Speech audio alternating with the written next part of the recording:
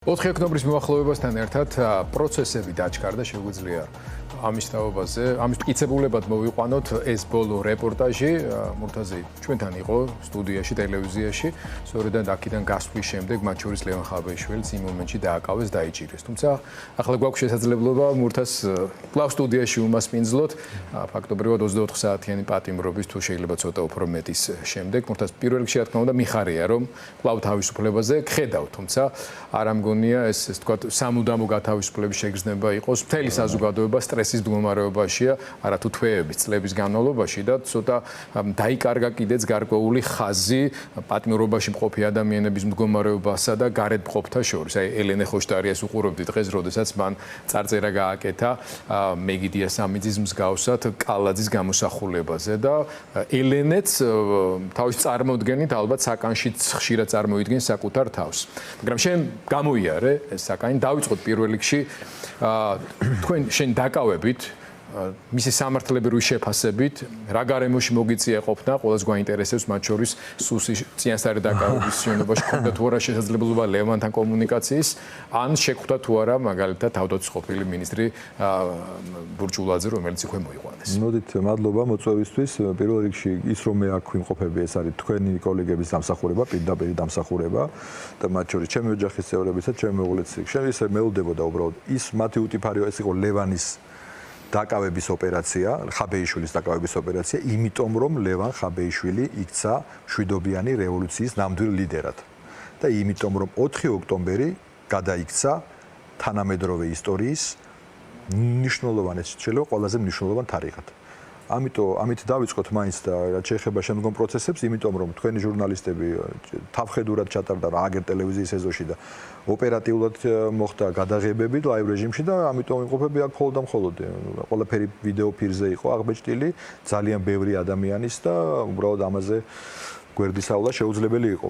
თუმცა თქვენ მხოლოდ გირაოთი ხარ გამოშვებული, ბრალდება და რჩება და მისი შინაარსია რომ გადამალვას, ანუ ნივთის და მტკიცებულის გადამალვას გეტყვი. ბრალდება გაერთიანეს ლევანის საქმესთან ერთად, ეს ჩემი გადაცებული ტელეფონიც ასევე დაურთეს საქმეს, როგორც რაღაცა თითქოს რაღაცა რა ვიცი, რაღაც უბედურების წყარო, ისე როგორც ლევანის ტელეფონი, მაგრამ ის ბრალდება, რომელიც წაუყენეს ლევან ხაბეიშვილს, რომელიც ორი მუხლისგან შედგება, ეს ორივე მუხლი კვეთრად აჩვენებს ივანიშვილის ორ მთავარ შიშს.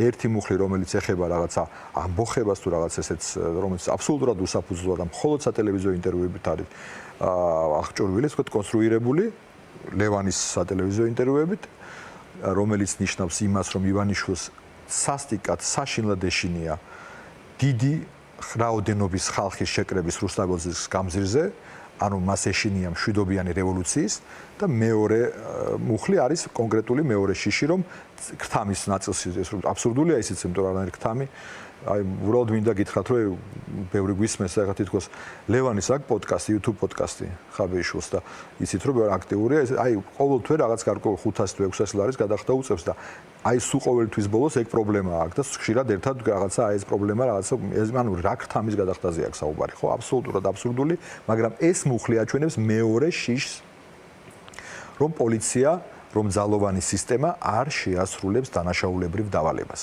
აი ამ ორი ფეხით გადაადგილდება ეს ივანიშვილის ისტერიული შიში, აი დიდი თვალები აქვს.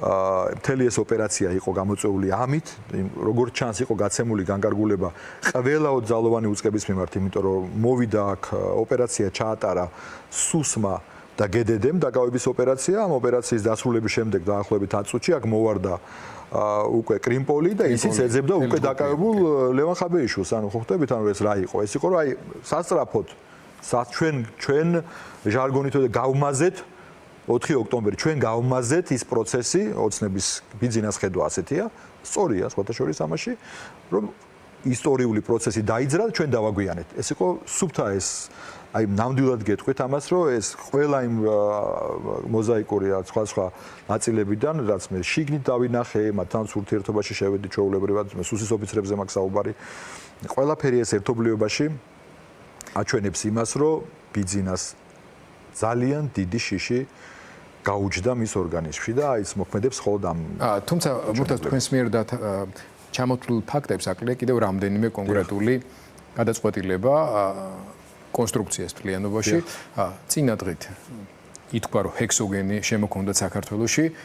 ლევანიძე თქვენი დაპატიმრების პარალელურად ფაქტობრივად თავდაცვის ყოფილი მინისტრი დააპატიმრეს კორუფციის ბრალდებით. და აქვე კიდევ ერთხელ მინდა კითხოთ, რომ ხო არ ქონდათ რამე გადაკეთა სუსის შენობაში, თავისთავად ძალიან სიმბოლური და საინტერესო სასამართლოში რო ერთდროულად განგსჯიდნენ, ეგ ვნახეთ. იზოლატორშიც მოგვიწია არგული პერიოდი ლევანის და ჩემსაგან შორის იყო თვართები მოთავსებული შელეომეშ ლევან. ნუ იმ ტალანში ბევრი საკანი არ არის მოდულის იზოლატორში სულ რამდენიმე საკანია და იქ იყო, იქ მოიყვანეს კი. რამე კომუნიკაციის საშუალება არ ქონდა. არა, იქ არ არის ამის საშუალება. გასაგები.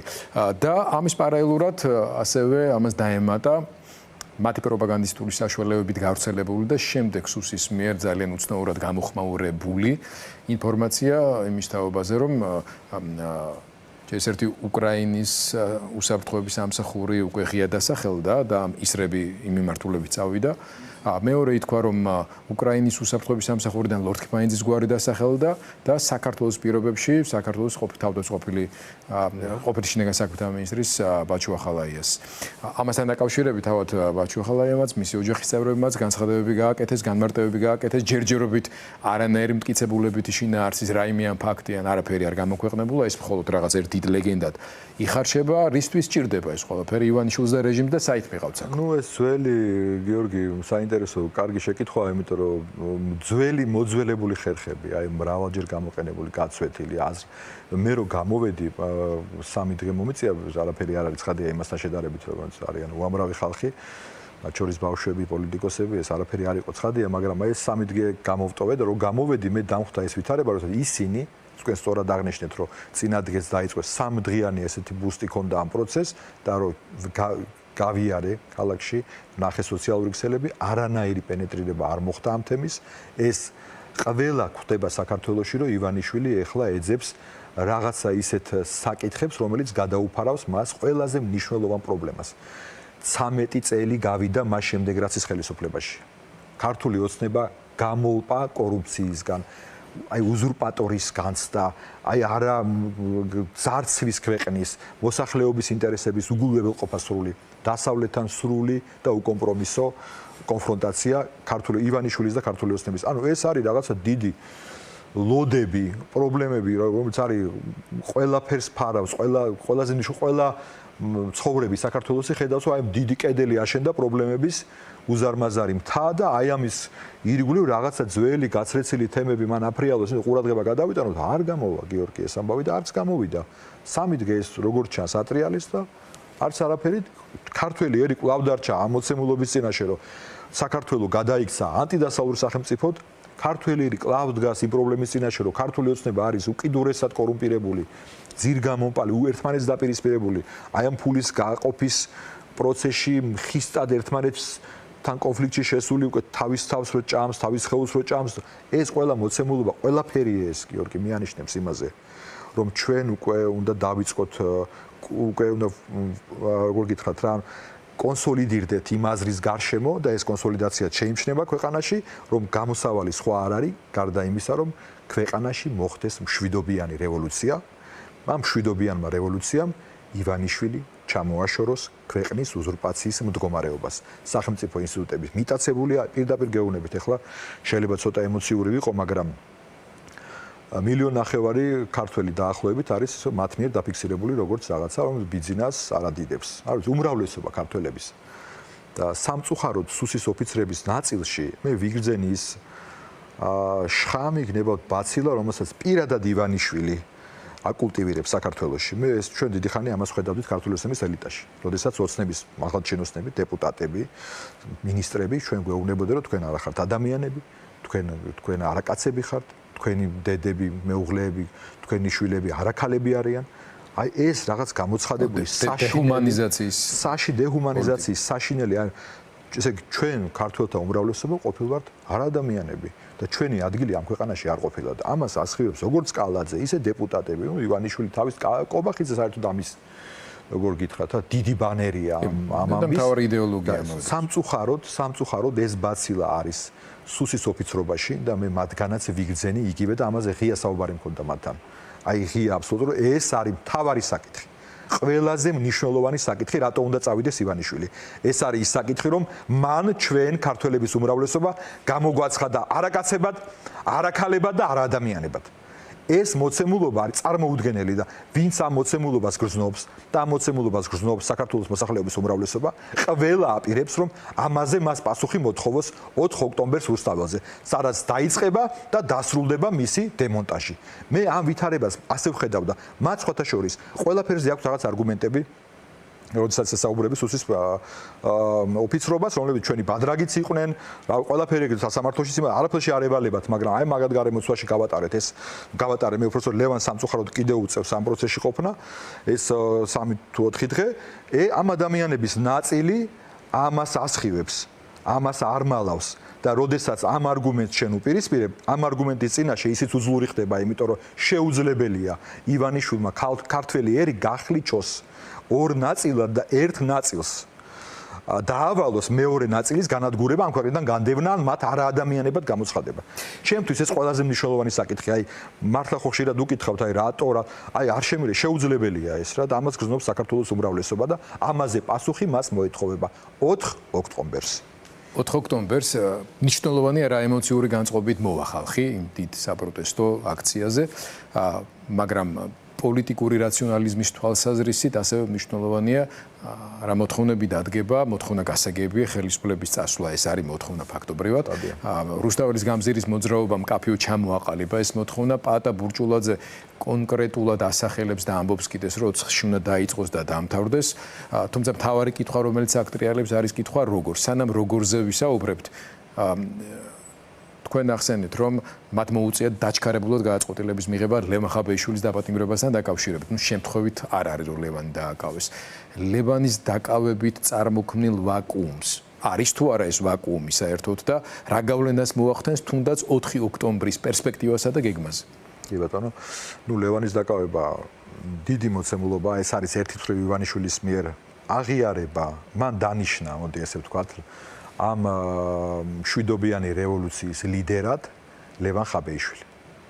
მან აღიარა ის ასეთი წონის მქონედ, იმიტომ რომ ეს დაკავება რომ ჩვენს ამ ფორმით, აი ესეთი სხვადასხვა მიმართულებიდან წამოსული სხვადასხვა ძალოვანი ჯგუფები, აი ეს ყველაფერი ამაზე მიუთითებს და მთავარი ყველა ქართულ ოჯახში, ყველა ჩვეულებრივ ოჯახებში გნებავთ ეს იქნება საშუალო და ქვედარგოლის ჩინოვნიკი, გნებავთ ეს იქნება ჩვეულებრივი მოქალაქე, კერძო სექტორში მომუშავე ადამიანები, ყველა ოჯახში განიხილება 4 ოქტომბერი.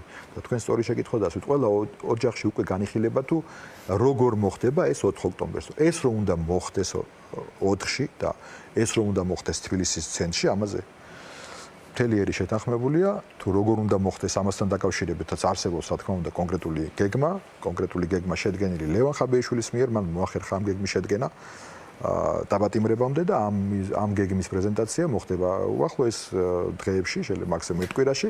ანუ როგორც ეს არანაირი საიდუმლო გეგმა არ არის, არამედ ამის გასაჯეროებაა. აქ არაფერი არ იგულისხმება რაღაც სრულიად მშვიდობიანი გეგმა თუ როგორ რა ვითარებაში სად რამდენი ადამიანი, სად რამდენი მოქალაქე, სად რამდენი აქცია, რა მიმართულებებით, რა იქნება ეს გეგმა არსებობს.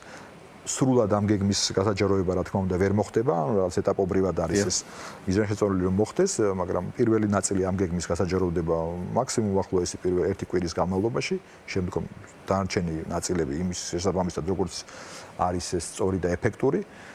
და ჩვენ ყველა ვნახავთ, რომ მე ამ დღეს უკვე ვხედავ, როგორც აი ყველაფერზე რაც ჩვენ ვილაპარაკეთ, აი უამრავი თქვენი ტელევიზია, ისე როგორც თქვენი ასევე ოპოზიციური ტელევიზია, ტელე პირველი და სხვა ოპოზიციური ტელევიზიები, პატარა ტელევიზიებს გულისხმობთ. კრიტიკული არხები დავარქვით. ნებავთ YouTube სივრცე, სოციალური სივრცე გადაიქცა ენციკლოპედიად, ნებავთ ვიკიპედიად ოცნების დანაშაულებების, ოცნების კორუმპირებულების, ოცნების ურთიერთ ხისტის როლის დაჭერის უბედურებების საარჩევნო გაყალბა, ანუ ფაქტიურად დიდი, არ ვიცი, დიდი ქართული ენციკლოპედია ატომეული, ამათი არის ალბათ 200 ტომეული. იმისა თუ რამდენი რამე დააშავეს, ან ქართულმა ხალხმა ზედმიწევნით კარგად იცის, რატომ უნდა წავიდეს ივანიშვილი, რატომ უნდა წავიდეს ოცნება ხელისუფლებიდან. და ეხლა მიმდინარეობს პროცესი, რომელიც დაჩქარდა, სწორედ ამ პროცესის დაჩქარებას უკავშირდება ჩემი აზრით ლევანის დაპატიმრება, ეხლა უკვე საზოგადოებაში მომწიფდა კონკრეტული მოსაზრება თუ როდის უნდა წავიდეს და სად უნდა შეიკრიბონ და რა უნდა გააკეთონ იმისთვის რომ წავიდეს. შვიდობიანად ცხადია. როგორია ამ შემთხვევაში პარტიების როლი? ამ კითხვას გისვამთ არა იმის გამო, რომ რაღაცა ტიპის სტრუქტურაზე ვისაუბროთ, მაგრამ ბუნებრივია, რომ პასუხისმგებლობის ხარისხი იქნება განსხვავებული ამ შემთხვევაში იმ ადამიანებსა, რომლებიც გახდნენ ინიციატორები და მათ შორის, რომლებიც ამას აქტიურად ანაუგრძნობენ თუნდაც. თუმცა რადგან ეს მაინც პოლიტიკური პროცესია, პოლიტიკური პარტიების მონაწილეობის ხარისხის მიმართ მოლოდინი არის განსხვავებული. ჩვენ გუშინ ნახეთ ერთიანი ნაციონალური მოძრაობის პოლიტიკური საბჭოს ხდომა, სადაც ბატონი პაატაც იყო მისული, სტუმრად და ასე შემდეგ. სხვა პოლიტიკურ პარტიებს ამ მიმართულებით უფრო ღრმა ორგანიზაციული ინტეგრაციის სურვილი არ გამოუთქვიათ. მათი მიდგომა ასეთია, რომ ხარს უჭერენ ოქტომბრის იდეას თავისთავად, მაგრამ მოლოდინებთან მიმართებაში ისინი უფრო ფრთხილად არიან, რომ 4 შეიძლება კი არ დაასრულდეს ეს ამბავი, არამედ ეს იყოს ძალიან მნიშვნელოვანი ეტაპი ამ ბრძოლის გასაგრძელებლად. თუმცა რუსთაველის გამზირის პაატა ბურჭულაძის მათ შორის როგორც ვხედავთ თქვენი მიდგომა განსხვავებულია და დავარქვათ ამას პირობითად უფრო ხისტი. უფრო რადიკალური.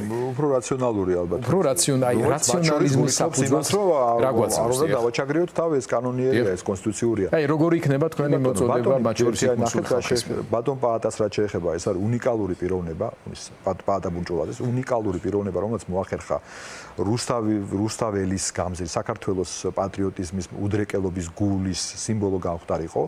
ამ ადამიანმა შეასრულა უნიკალური როლი იმაში, რომ ყველა პოლიტიკურ ჯგუფს, პარტიას, სხვადასხვა საზოგადოებრივ ჯგუფებს ესაუბრა, ელაპარაკა, მაქსიმალურად შეკრა ეს დიდი სოციალური ჯგუფი ამ საქმესთან დაკავშირებით, მაგრამ ასევე უნდა გავითვალისწინოთ პოლიტიკური პარტიების თავარი წარმომადგენლები, ხელმძღვანელები, ლიდერები დავარქვათ ამას, მათი უდიდესი ნაწილი იმყოფება საპატიმროში, ციხეში და ივანიშვილმა ჭყალებში იზრუნა იმაზე, რომ პოლიტიკური პარტიების ეფექტურობა შეემცირებია იმით, რომ ეს უკიდურესად ძლიერი ფიგურები, ეს ის ხალხია, რომლებმაც მოუგეს ივანიშვილს არჩევნები, მართლა მოუგეს და მოხდა ტოტალური გაყალბება და ამის შემდგომ პირველად საქართველოს ისტორიაში მათ უკლებლივ ყველა მანდატი გადაიყარა ფაქტიურად და ეს იყო ამ პოლიტიკური ლიდერების, მე თუ მკითხავთ, ყველაზე მნიშვნელოვანი და ძალიან დიდი ფუნქცია და მათ ეს ფუნქცია ბრწყინვალედ შეასრულეს და ეს ადამიანები, ოღონდ ივანიშვილმა ამისთვის დასაჯა და ყველა ციხეშია. კი, რაღაცა ხო ერთ-ერთი პარტიის ლიდერები გამოუშვა ისე რომ მათ არ დაუწერიათ შეწყალების განცხადებები, ცალკე საკითხია, ისინი ჩემი აზრით არასწორი მიმართულებით მოძრაობენ, თუმცა ამავდროულად ასხივებენ იმას, რომ ჩვენ ამ 4 ოქტომბერსაც უკვე სხვა თვალით უყურებთ, ასევე მნიშვნელოვანია ძალიან. ამიტომ ეს პასუხი იმაზე, თუ რა ვითარებ პოლიტიკური პარტიების შედგება ჩვეულებრივი მოქალაქეებისგან. არ არსებობს რაღაცა პოლიტიკური პარტია, რომელსაც მოწვეული ყავს სპეციალისტები უცხოეთიდან და ისინი არ პოლიტიკური პარტიები შედგება საქართველოს მოქალაქეებისგან და საქართველოს მოქალაქეების ეროვნული მოძრაობის აი ამ დიდ ფერხულში, რასაც ქვია ეს სხვანაირი შემოდგომა, რაღაც ხავერდოვანი შემოდგომა, რაც ახლა დადგა აშკარად და რომელიც ესე მოქმედებს, მათ შორის მოქმედებს გამაღიზიანებლად ივანიშვილზეც. ეს დაადგენს იმ დღის წესრიგს, რომ დღის წესრიგში ჩაერთვება ყველა პოლიტიკური პარტიის, ჩემი აზრით, ეს ესეა, მე ამაში ნამდვილად ეჭვი არ მეპარება, ოპოზიციური, რომლებიც გაიზიარებენ ამას, ერთი ბევრმა გაიზიარა, ამ პროცესში არის, მეც წარმოვადგენდი კონკრეტულ პარტიას, მაგრამ რაღაც დროებით, ეს ბევრჯერ მithქვამს, რომ დროებით ეს მაისური დაუკეთეთ, ჩემი მიერ შერჩეული რუდუნებით მოვეფერე მას, განათავსე რაღაც კონკრეტულ კარადაში ერთი თვით. არ არის პრობლემა. ამას იზამენ, აკეთებენ ჯერ ერთი ბევრი ასეთი არის და ეს არის ჩვეულებრივი გამოსავალი. შემდგომ, როდესაც ამ კაცს, რომელმაც ამდენი უბედურება დამართა ქვეყანას, კიდევ ვიმეორებ, გადაგვაქცია ანტიდასალურ სახელმწიფოდ, ხლეჯს და გვაპირისპირეს ერთმანეთთან და ამ ნახლეჯში, აი ამ დიდი ჭრილობაში ამოყავს რუსული იოლკა, რუსობა ამოყავს შუაში. აი ეს ყველაფერი არის გადასარჩენი, მალა მოჭირდება და აი ეს მალამო ქართული ეროვნული ორგანიზმის სხეულზე არის საუცილებელი კონკრეტული მშვიდობიანი მალამო, რომელიც ამერს გადაარჩენს. შეუძლებელია, გიორგი, ჩემი სხეული ხო, რაღაცა ერი სხეულია. ერთი ნაწილი, რომ მე ვარ მაძღარი, მე ფერარი დავდივარ, მე დანარჩენი სხეულის სიარები დასერილი იყოს და სისხლისგან იცლებოდეს და ამის რაღაცა შეგრძნება, რომ ყველაფერი კარგად არის, ეს ნიშნავს, რომ ეს ორგანიზმი უნდა გარდაიცვალოს. და ჩვენი ერი იმ მოცემულობაში, როდესაც 5% არის მაძღარი, ну არ ვიცი, დანაყრებული იქნება, სხვა კარგად ცხოვრობს, მოკლედ, ძალიან კარგად. ქართული ოცნების ელიტაზე მაქვს საუბარი, რა თქმა უნდა, დანარჩენი სხეული იყოს ამ მდგომარეობაში და ემიგრაციის ფაქტიურად კოლოსალური, ყოველდღიური გადინებით ადამიანების უიმედობა, ხვალინდელი დღის პერსპექტივის არ დანახვა, ეს არის სამკურნალო მისახედია, გადასარჩენია და აი ამ ყველა ამოცანის საუკეთესო საშუალება, ერთადერთი საშუალება არის ამ შემოდგომაზე შვიდობიანი პროდასავლური რევოლუციის განხორციელება და ამას აპირებს ქართველი ერი. მადლობა ძალიან დიდი მურთაზ კიდევ ერთხელ ვიმეორებ ძალიან მეხარია რომ თავისუფლებაზე ხედავ დაგემშვიდობები.